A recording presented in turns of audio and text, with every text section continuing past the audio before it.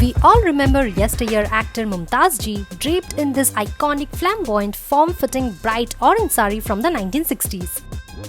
Or Sadhna Ji wearing this tight-fitting kurta.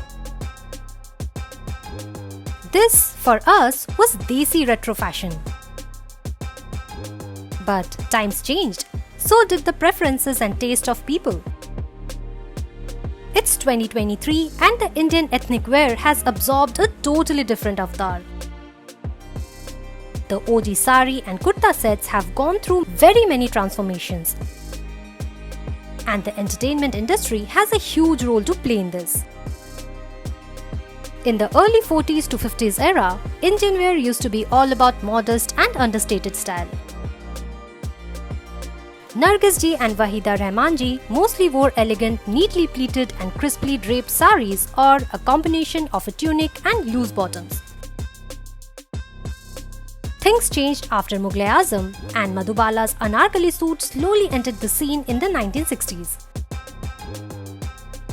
The rest, as fashion connoisseurs would say, is history.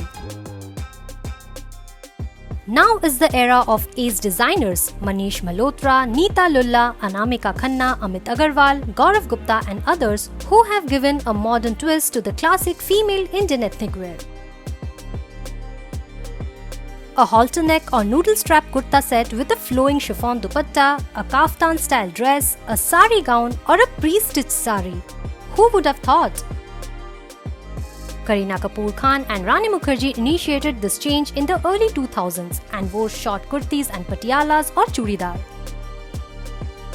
Anarkalis, sharara sets, fish cut lehengas, everything came and stayed. As we speak, 2023 is the era of mix and match, more like a mix of comfort and fashion.